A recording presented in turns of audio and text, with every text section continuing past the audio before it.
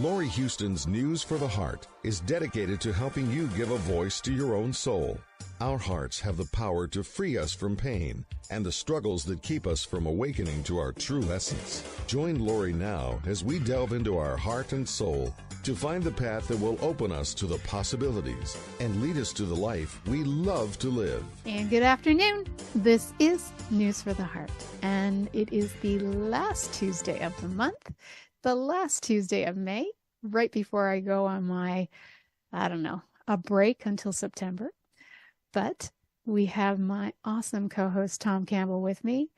And, well, we're going to start a little bit with the symposium that is coming up in September, just because we won't be able to give it enough push before our next show. But let's talk about this. So I love how I hear that you're retiring, but you actually created a new organization, which is the Center of Unification for Science and Consciousness. And you're having a symposium. I mean, I don't know if I'll ever retire either, but it seems like you retired several times.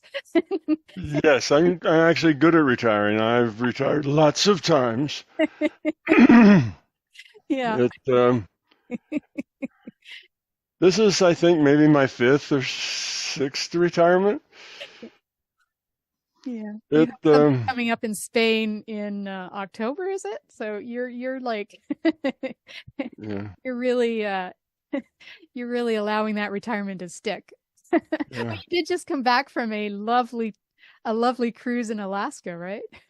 Yes, I did just come back from a cruise in Alaska, but the problem with the not with the cruise, but with the it's pushing the retirement is that, and what happens is that I retire, and then if everything is good and getting easier and so on for a couple of months, and then I pick up this task, and then I pick up that task, and then this other thing, and then another idea comes up, and pretty soon, and it's not just me, but my wife is unseen in most of these things, but she's behind the scenes doing lots and lots of necessary tasks that the whole thing would fall through if they weren't done, but I don't have time to do them. And so she does them.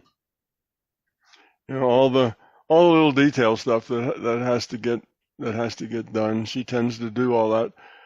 So about, 6 months ago, she comes and she starts complaining to me that she's overworked. She's working, 10 hours a day, 6 days a week. And she says, this is just too much. This is crazy. I'm, 67 years old and, don't want to be, driving myself that hard. And of course, I drive myself like that too, because she's working all those hours because I'm busy working all the same number of hours. Otherwise, if I didn't have my stuff to do, I could do what she was doing. But so it takes at least two people's worth of time. And then we decided there was really three people's worth of time here. So we called for help, and we have Eileen, who's come in to help us, just offload some of this stuff to somebody else who's younger than we are.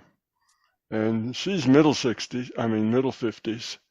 So that's way younger than me. She's the same age as my son, my oldest son. But anyhow, she's very helpful, extremely helpful. So Pamela is starting to ease out as Eileen takes some more of her duties, and I'm trying to slip out the back as well as she takes more of mine. And I'm trying to retire. So that's kind of on the personal side, but then on the MBT side, I've created a group. Well, I've had the CUSAC, it's called, Center for the Unification of Science and Consciousness. I've had that for a while, and it was just managing the money for the experiments. Okay. And that was its job. It's a not-for-profit organization, and I did that because that's transparent financially. It's like the public can look into the records of tax exempt organization, so 501c3. So I had that to handle the money, so it would be real clear money goes where and what's it used for, and so on.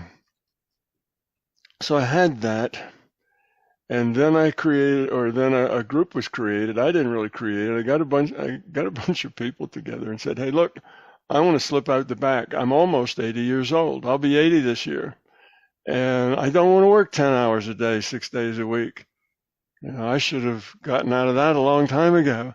Said I want less work to do, so I need you guys to step in, and we need to prepare for the transition when Tom isn't here anymore.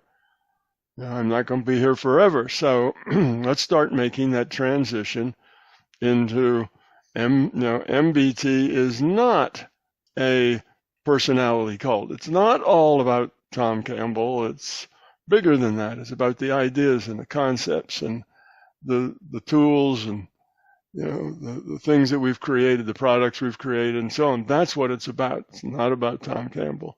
So that's kind of a transition in the minds of our customers that we have to make.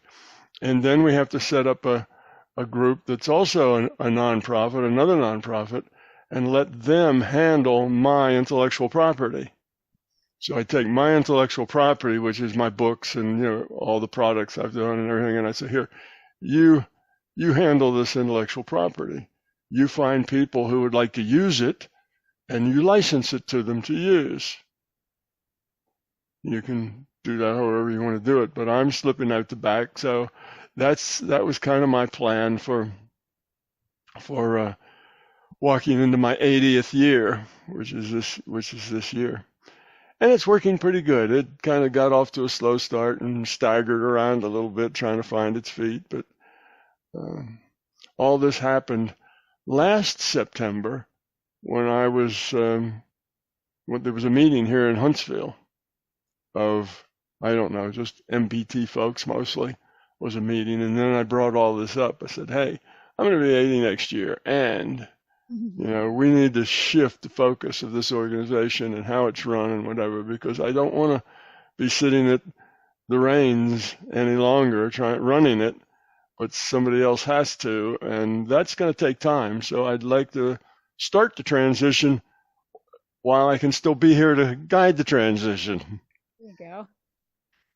So that seemed to make good sense. So that's what's going on. So yeah, there's a lot of changes going on here, but they're all good changes, and I'm hoping that this is kind of the first step for breaking into more mainstream work, rather than being, you have kind of the MBT niche and the MBT people who fill that MBT niche, but it's got to be bigger than that. Even though that keeps growing, it's got to be bigger than that. We need to do more outreach. We need to connect with other people and other organizations and other whatevers. We need to join with others, not just stay in our own little niche.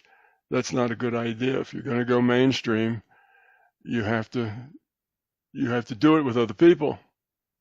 So I gave that speech too, and got everybody enthused about doing all this. So it's taking place now, and it's starting to work. The group that's supposed to manage my intellectual property is called The Hub, and it's pulling itself together. And Eileen, that person who was just here helping me find the mic and doing everything, that's Eileen, and she's on the board. Excuse me, she's on the board of The Hub. I have this cough because when I was on the ship, third day or so that I was on the ship, the captain of the ship got new engines for his ship, and he just wanted to see how fast it would go, in heavy weather. So he pulled up the stabilizers, which keep the ship from rocking. They got these big stabilizers they put out, and then they sink them in the water so that the boat can't rock. So he pulled up his stabilizers and pulled back on the throttle, and for about 7 or 8 straight hours, we pushed speedily through heavy seas that were real choppy. And about 30% of everybody on the boat was sick. Wow. But the captain had a good time. So Wow. anyway, so I was sick. I Yeah. get motion sickness easily. I was quite immune to it until I was mid to late 30s, and then suddenly everything started to change, and then it's gotten progressively worse. Mm. It hasn't gotten much worse, I guess, in the last decade or so, but it already had gotten as bad as it could get, I guess, by then. So I got real sick, and I was in bed all that day and the next day. And when you have seasickness, you're nauseous and you throw up, and so I got all this acid in my throat. And when you do that, it burns the throat. So then your body wants to heal that by putting a lot of mucus on it to protect it, and then that mucus lies in your throat and makes you cough. So that's where I am. I'm coughing more, but enjoying it less. All right, now, so that's what's been going on with me. So what, And I mean, you've got quite a few people coming. So it's all about you kind of joining with these new people to sort of make it more mainstream. that's part of it, yes.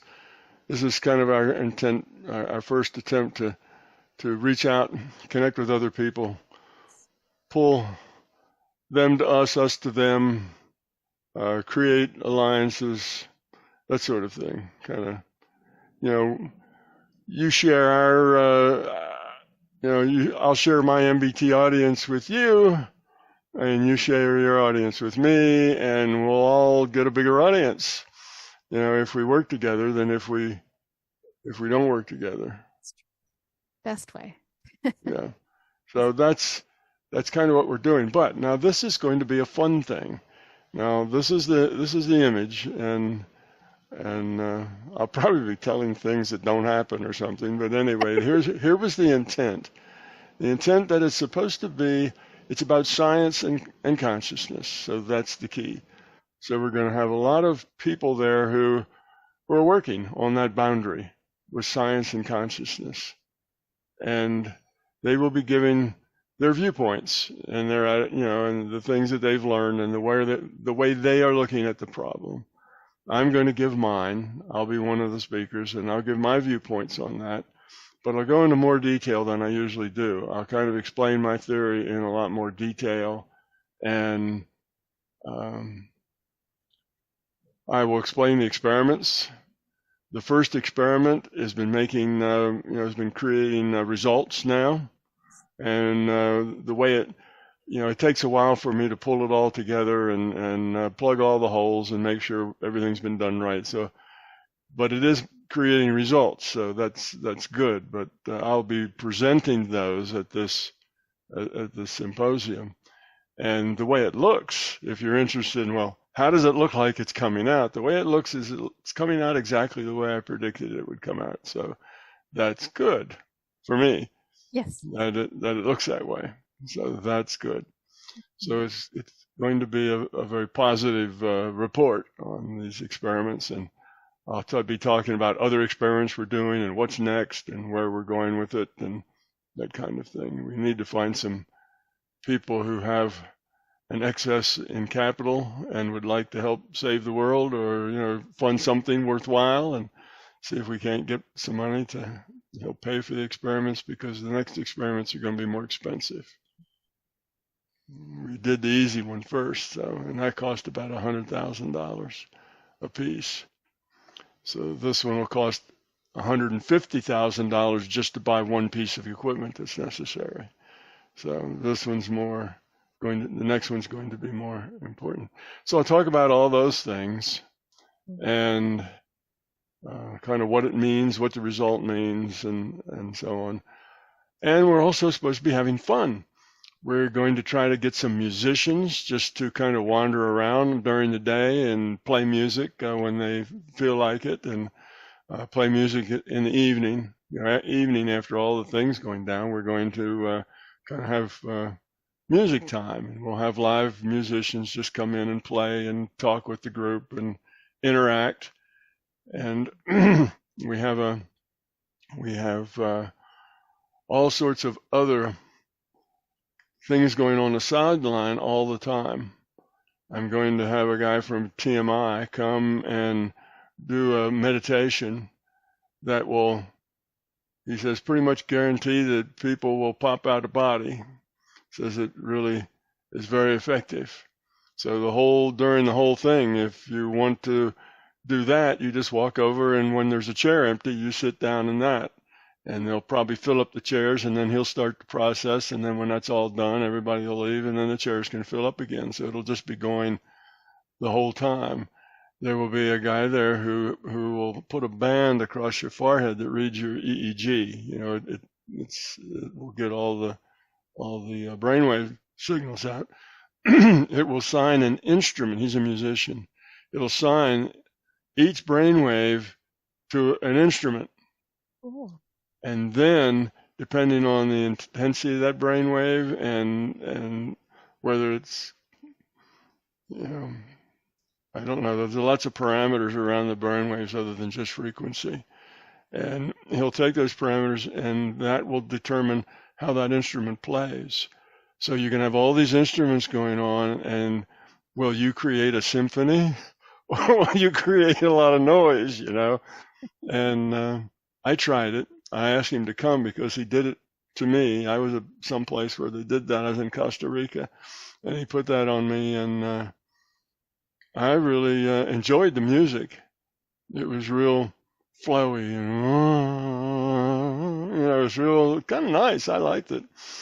It sounded good to me, and it was unusual to him because he'd never had anybody just kind of drop into it wasn't even a theta state. It was a little lower, and I was almost a delta state, and just stay there for the whole time. But that's where I live, so it was easy for me to do that. And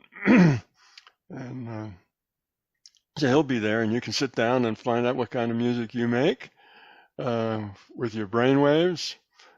There'll be a lot of little things like that, side things going on all at the same time that are kind of get involved with it. Not sit down and listen to the lecture, but get involved with it.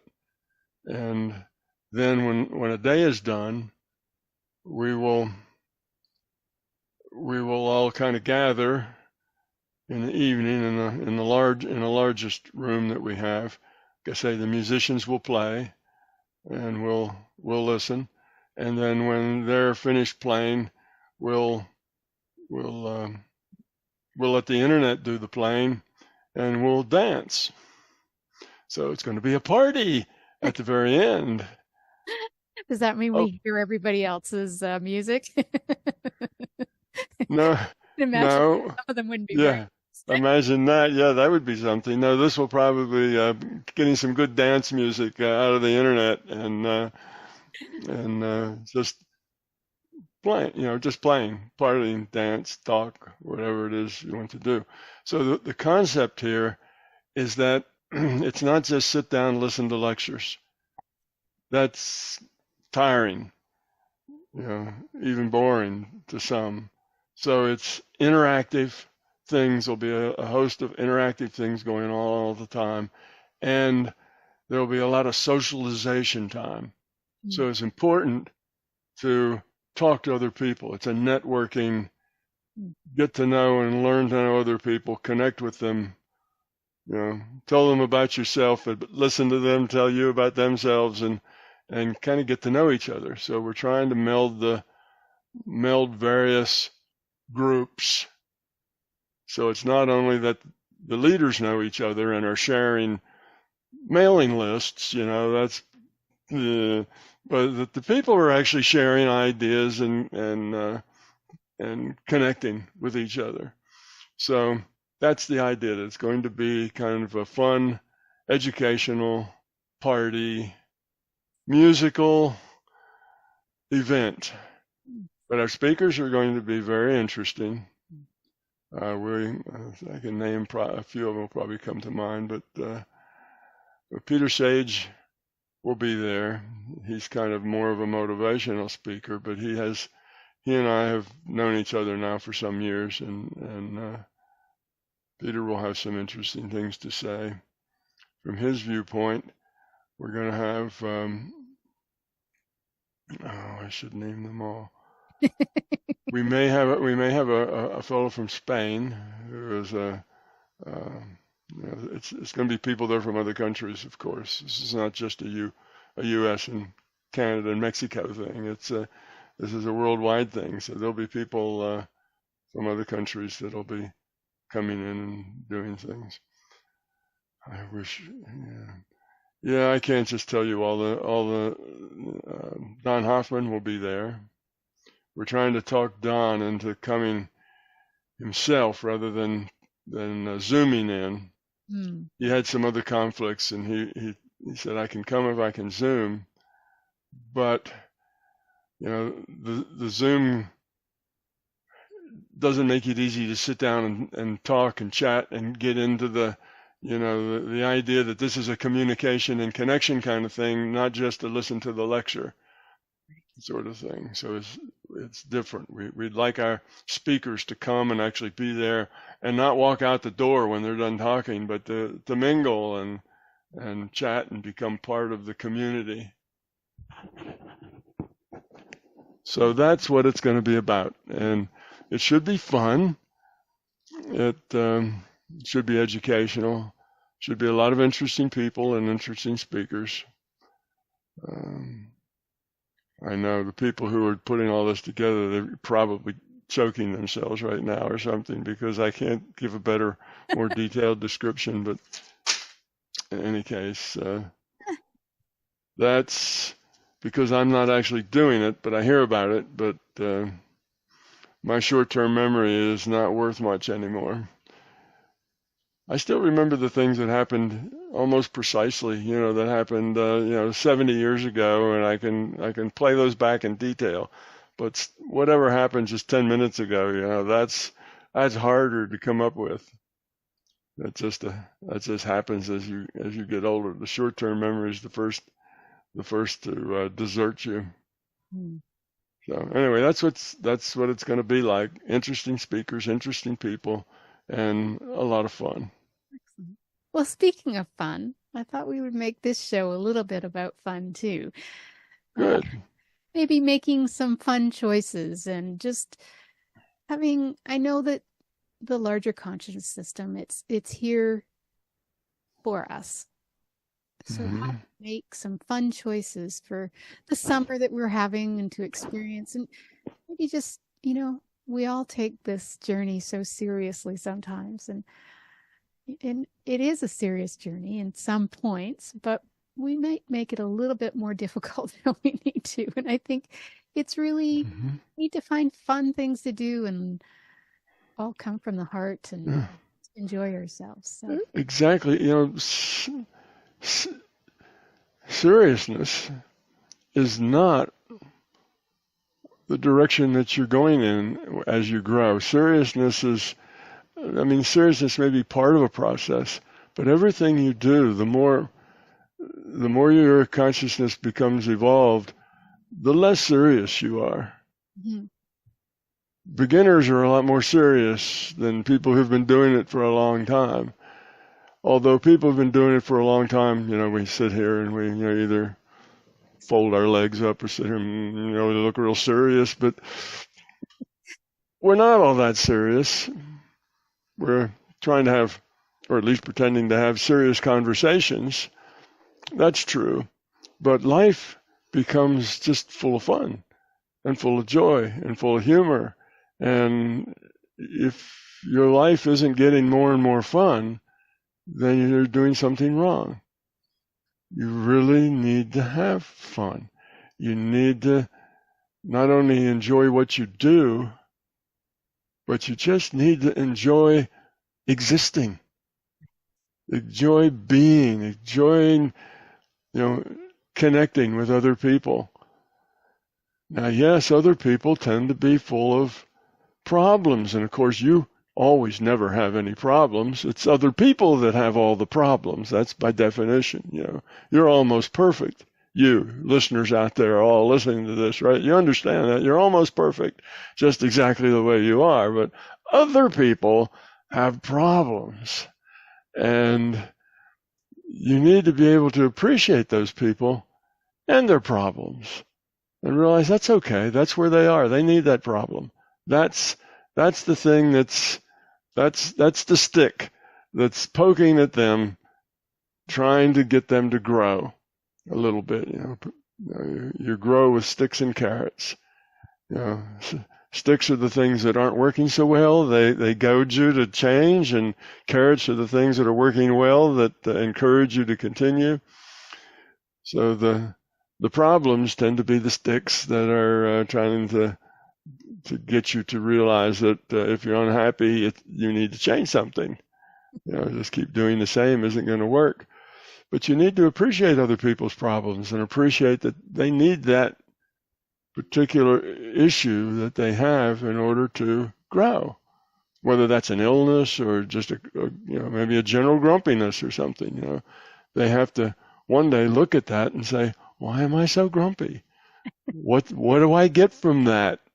Oh, I make a lot of misery for myself from that. Why don't I just quit? You see, so fun and pleasantness and enjoyment and humor and laughing, that's where we're going. That's kind of the way life is once you get rid of all those fears. It's those fears that make you so serious. And when you get rid of all those fears, then life isn't that serious. Stuff happens, you get to deal with it. But that's an adventure, not oh no, look at that, stuff happened, now I got to deal with it. It's not like that. It's, oh, look at this, stuff happened now. What's the right way to deal with this? And let's see if I can get this one right. And you approach things with a positive attitude, not a negative attitude. And you have fun. I know I probably don't look like I'm having a lot of fun and enjoying myself. And, Tom's kind of a serious guy, but if you talk to, Eileen's been here kind of helping us a lot. So she spent a lot of time with Pamela and I in the last, 3 weeks or so. She's been here maybe 3 weeks, a month. She was on the cruise too, as was her niece came with her. Anyhow, if you ask her, does Tom have a lot of fun? Is he always joking and happy and full of jokes and laughter and so on? And she'll probably tell you, yes, exactly. He's a hoot. It's a laugh a minute when you hang out with Tom. But that's my private life. When I'm here presenting wisdom to the masses, well, I can't do that because that's not expected. It's expected that I'd be serious about those things because there's serious things. So you wouldn't be taken seriously if you weren't serious. So that's part of the requirement that the delivery be serious and that you don't crack a lot of jokes along the way because that makes the whole thing seem not so important. But my life really is full of laughter and fun, all the time, minute by minute. So yes, if your life is just misery, one line of misery and unhappiness, you're doing a lot of things wrong. You need to step back and look and say, what am I doing and why am I doing it? And immediately you'll probably think, oh, everything I do, I have to. Well, that's a trap. You don't really have to. You choose to do those, and you think you have to.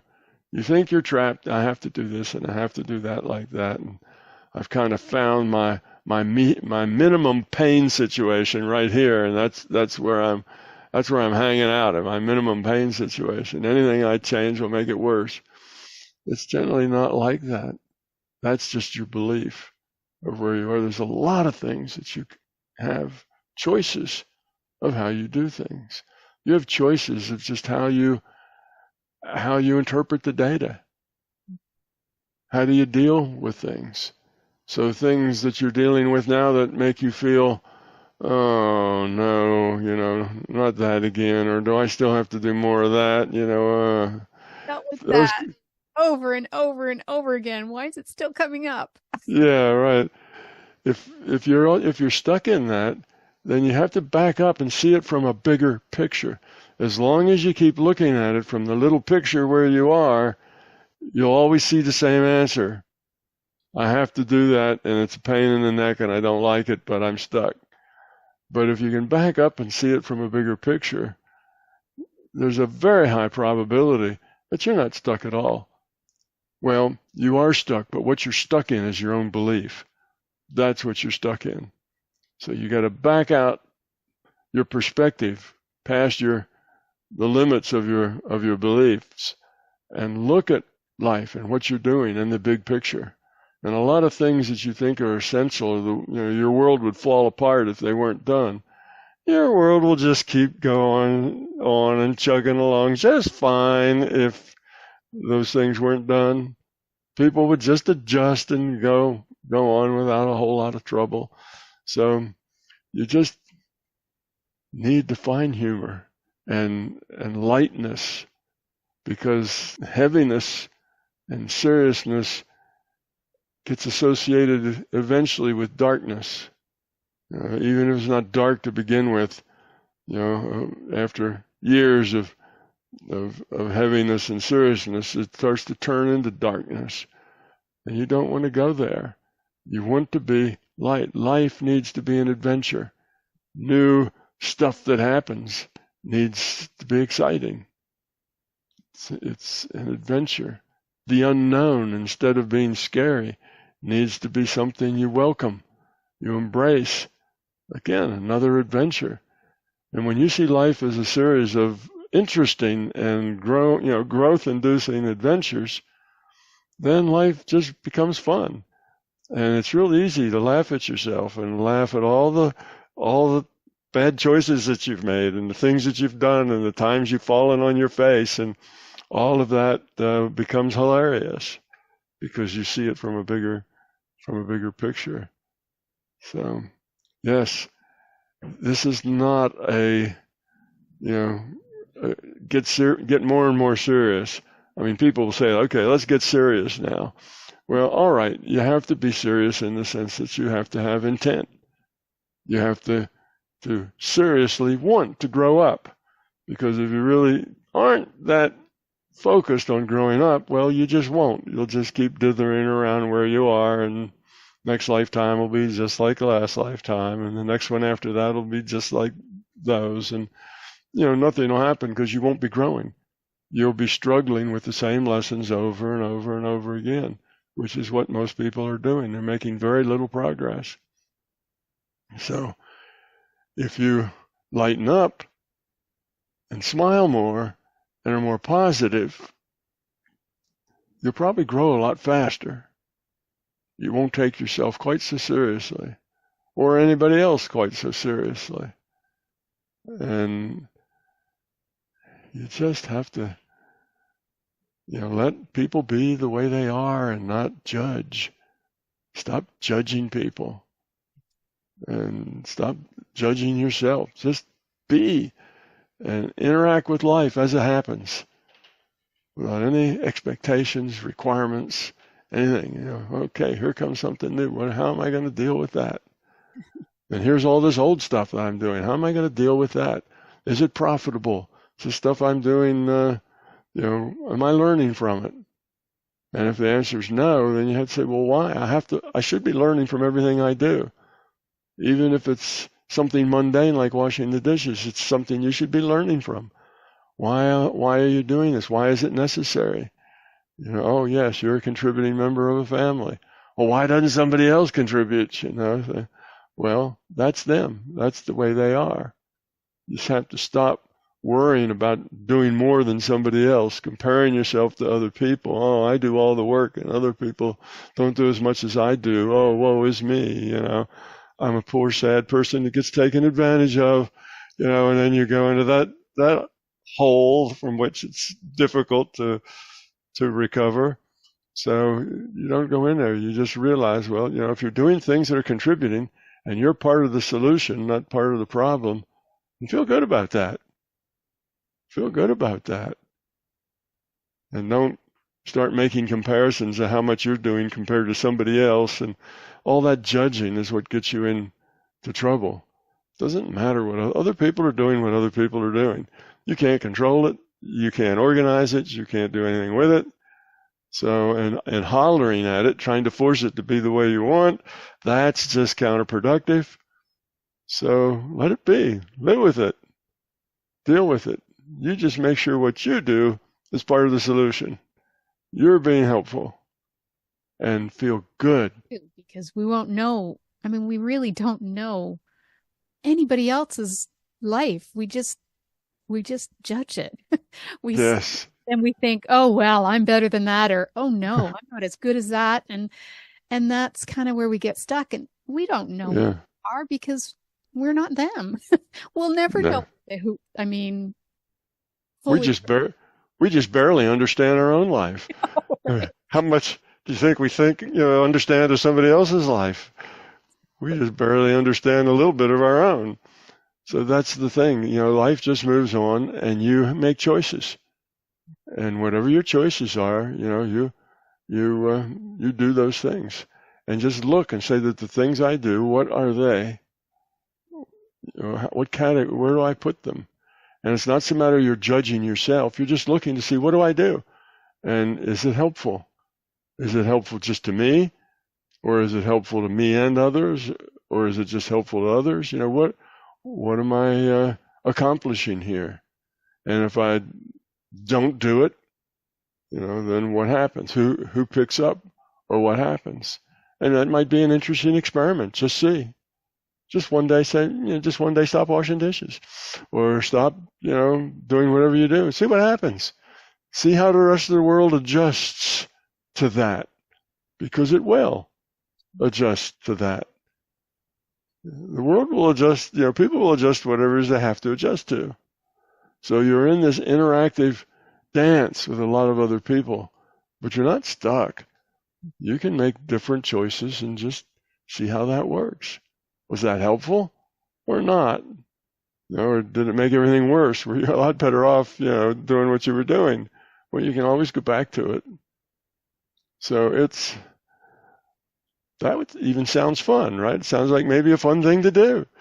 Yeah, you have to have fun and take things lightly and not be so serious. So it's a good thing to mention fun, because we don't mention that very often. We're usually talking about the fears. Those fears have you, and you got to get rid of those fears, and and it all seems like this big serious drama going on that you have to struggle with your fears, and very dramatic stuff. But it's got to be done lightly. It's got to be done without angst and anxiety. I mean, that's the whole point.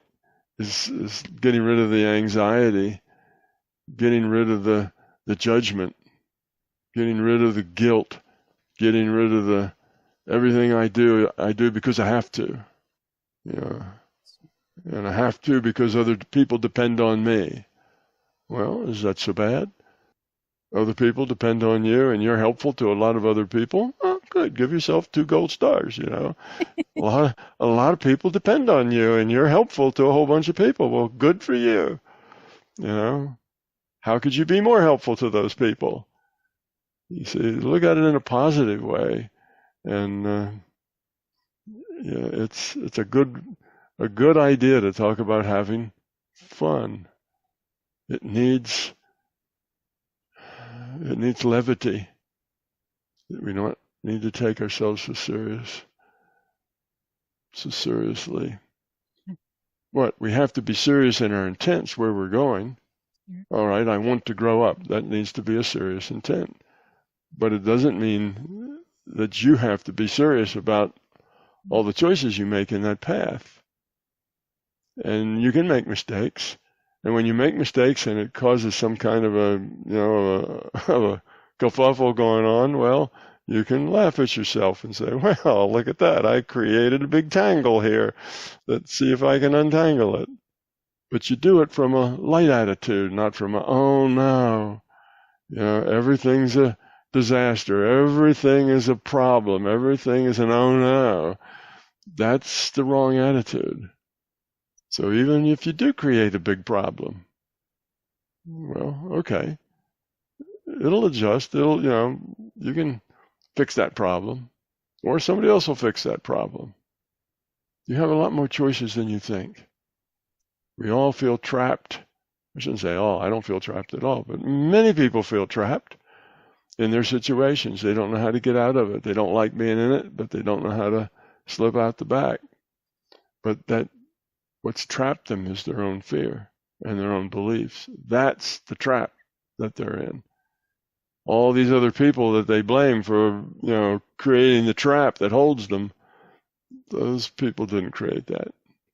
You got there by your own choices.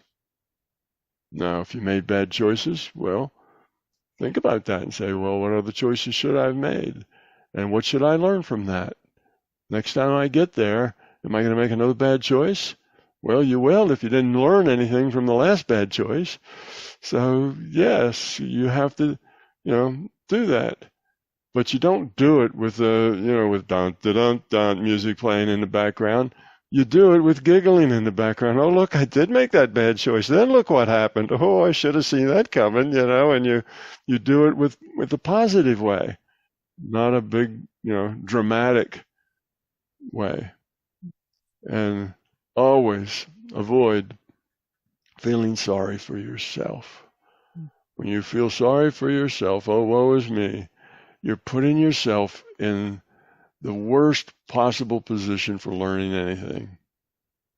You just put yourself in a position for more problems and falling deeper into that hole.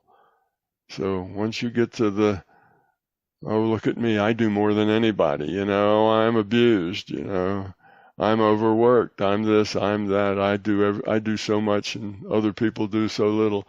When you get into that, oh, woe is me, that is a killer of incentive and a killer of good attitude. And it puts you into a place that is hard to climb out of. So you got to be careful about that. As soon as you notice you're feeling sorry for yourself and you're thinking that you're doing more than others and you're being abused and used and so on, that's a slippery slope you need to back off from. You're there because you've made choices that have landed you there. Where you are right now in your life, every detail of it, you're there because of choices you made. Now, maybe you've made some bad choices, and maybe these are the bad results of bad choices. Well, go figure out what the problem was. Where did the choice go bad? And that will start helping you grow up, because you'll realize, well, maybe I shouldn't have done that. Maybe I should have avoided that relationship. Maybe I should have done this. Maybe I should have done that. But don't just pick it apart intellectually. You have to get into it intuitively and see what was the choice and why did you make those choices. And then you can analyze that, and then you can say, oh, I see. I made that choice because I was afraid that if I didn't make that choice, such and such a thing was happening. Oh, yeah, my fear is making my choices for me. That's the problem. Okay. So then you look at that and say, well, here I'm feeling sorry for myself and I want to get out of it. And you probably realize that, oh, my fear is still making my choices for me. Yeah, well, if your fear is making your choices, they're almost guaranteed to be bad choices. Fear doesn't make good choices. Fear makes bad choices for the most part. So if you're making choices because you're trying to avoid something worse, you'll almost always, even if you do get out of the frying pan, you'll end up in the fire or someplace else that's worse. So, look at that. Why you made the choices you make. Why do you do the things you do? And the fear is, well, I'd like to stop, but I can't, because if I did, these awful things would happen. Well, that's fear making your choices. Now, you also have to realize you are not, by yourself on an island.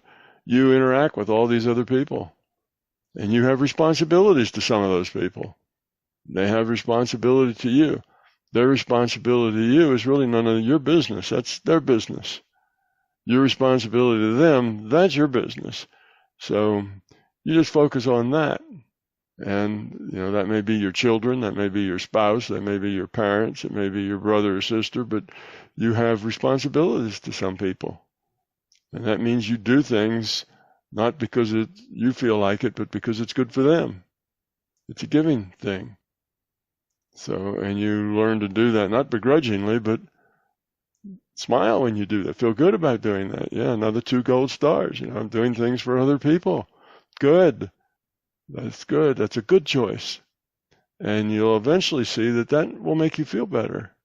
When you do things and it helps people, you'll feel good. And you won't feel like, oh, I do everything, and you won't get into self-pity. You'll get, I really enjoy being helpful to people. And if you really are stuck in a terrible place, well, find a way out of it. Make a choice.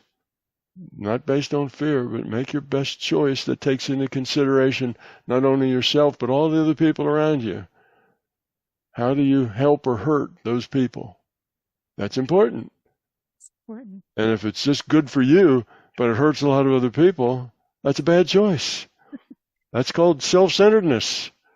That's a bad choice. You have to learn to find choices that everybody wins.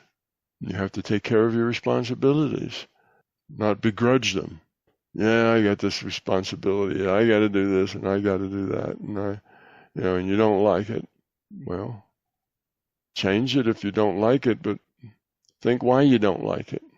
And I bet why you don't like it has more to do with fear and your attitude and it's the way you're looking at it. You're judging things.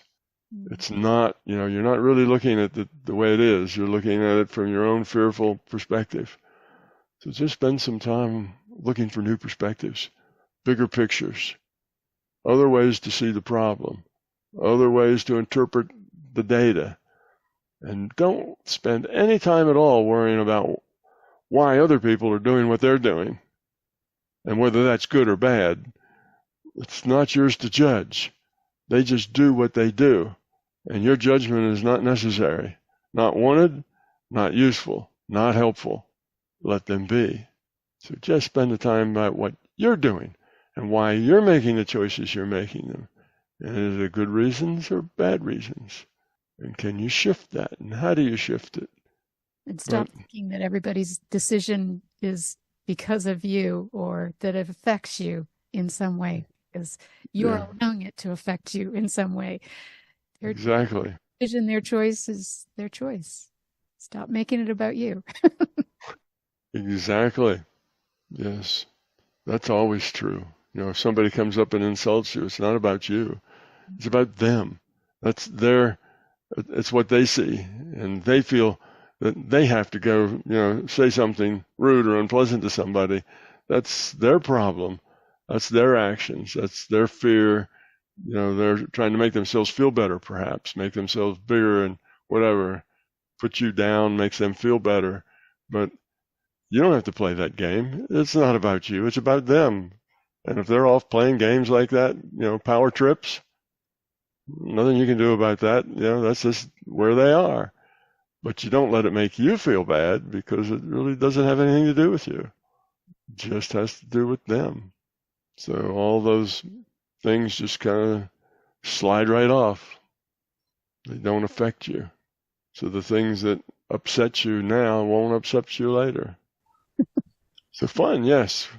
Less fear, more fun. That's a good message. We're working toward lightness and positivity. And that's always kind of warm and cozy and nice and puts you in a good mood and makes you feel like telling a joke or helping somebody out, or it's all very positive. So that's the key. Stay positive. Stay positive, but take care of your responsibilities. Make good choices for the right reasons, and your life will straighten out and start to fly right. And have fun. Have fun all along the way. way. You really do have to have fun. That's why this event that we're doing is a big part of it is having fun. It's not just, oh, come listen to the wise people talk, and sit and listen and be sure to be quiet and not interrupt and turn your cell phone off. It's not just that. There will be that there, and there will be wise people, and they will be telling you interesting things. But that's just conversation starter. That's to get you thinking. That's to get your mind going as to, do you agree with that or disagree with that, and why? And what are the issues? It's not just, well, you listen to it and you go, then you weren't really listening to it. You need to listen more intently as to what's being said. Everything that you'll hear at this seminar has implications that run very deep, very deep and very broadly. If you have these attitudes and these ideas, then here's where it takes you. Is that a place you want to go? Rather than just not following all that, just kind of listening to the words and only intellectually processing the data, then you'll come away and it'll be, But if you process the data intuitively as well as intellectually, you can see all the paths and little rabbit holes and logical possibilities and where all that's going, and whether or not that's a good, a place to go, or whether it has dead ends or other places where you kind of get stopped. And if there are, then you may want to go talk to somebody else. Hey, did you notice that such and such, this kind of leads to a logical dead end there, and that's a problem. So all that should be fun. Yeah. But if you live in a dark cloud where life is a chore, then you never see any of that. All of the fun stuff, the interesting stuff, and the ideas and concepts all just flow by, and they never connect to you, and you never connect to them. So you never have any of those fun conversations because you're so engrossed in your own problem and everybody else's problem that you start to lose touch with what's real, and you're lost in your own little made-up world. What did you used to call that? Your story. That used to be one of your metaphors. You get lost in your own story, and you don't know how to escape your story or how to change the story, because that's been your story for a long time. It's kind of hard to step out of it, but you can step out of it. You can let that story go. Find a bigger picture. Always look for the bigger picture, the bigger perspective from which things make more sense. So that's a little bit about fun. How are we doing on time? Well, we're just about right on the nose there, aren't we? Just a couple of more minutes. We don't have to drag it out. No. No. We won't have to tell any jokes. Well, we can keep this serious. We'll keep this serious thing going here. I have to say, the thing that made the biggest impression was your sticks and carrots. I really like that metaphor. Yeah. Well, it started out as there's no way to, and I can't remember who wrote this, but there's no way to train a donkey, except with sticks and carrots. So you offer the donkey a carrot to get it going, or you give it a whap with a stick, to get it to go. So that means positive and negative, I don't know what you call them, behavioral, behavioral, whatever. You give people things that are positive, try to entice them to go or to do this or that, or you try to push them or give them negatives and say, this is going to continue to hurt if you don't get up off the tack. Don't try it on the cat, because that will never work. Yeah. Dogs, sure. Cats, yeah. No. Cats live. You get they live. Yeah, they live by their own rules, don't they? They do. Yeah, but cats are generally fairly happy. Oh yes, until you stick them. But yeah, no, I think sticks don't work real well on cats. Unless you're playing. Yeah, they don't work real well on cats. Cats have their own. Cats don't like sticks, but anyway, that's a general training thing. Whether you're training dogs or training yourself or anything else, there has to be motivation, and that motivation generally comes in only two forms, and that's positive and negative. So the motivation that's positive you call carrots, and the negative, the motivation that's negative, you call sticks. So sticks and carrots is what it's all about. My book is full of sticks and carrots, and it's that's what makes people take the next step. It's true. I prefer the carrots, but carrots are a lot nicer. Fortunately, the sticks are the ones that really make an impression. Literally. Yeah. Well, that's the thing, because the sticks work on fear. Right. Oh, I don't want to feel that stick again, so I'm going to start to move, or I'm going to do this or do that because that stick was not pleasant. Therefore, I don't want to feel it again. I'm afraid to feel it again. So it really works on fear. And that is the way that almost everybody that's trying to manipulate somebody else, they almost always use sticks. The politicians use sticks. Law enforcement uses sticks. You name it. If they're trying to manipulate you, marketers use both sticks and carrots. They try to pull you in with something that looks good, but they also try to make you feel guilty or ill at ease or whatever. Use that as a way to motivate you as well. So yes, that's the manipulating people by their fears is traditional, because it's easy. If you find what people's fears are, this is easy to manipulate them with those fears. And sometimes when people are really hard to manipulate, the government or whatever else stirs up a lot of fear just to make the people more easy to manipulate. So yes, that's sticks are kind of fear-based. They work very well. Carrots work sometimes. That's sort of a nice carrot, but I'm waiting for a bigger one, or a little scrawny carrot doesn't entice me that much. Carrots are problematical. People may not make much effort for the carrot that you give them. You have to give them a bigger, juicier carrot to get them to do something. But sticks, whap, okay, I'll go. They work real well. It's unfortunate because it's much better. And if you talk to any trainer, whatever they're training, whether they're training, dogs or rabbits or whatever, if they're training something, they'll tell you that use positive reinforcement as much as possible. Because if you train with negative reinforcement, you'll end up with a problematic, say, dog. It'll be an unhappy dog. Yes, you can force them to behave the way you want, but it's only by force. They won't like it.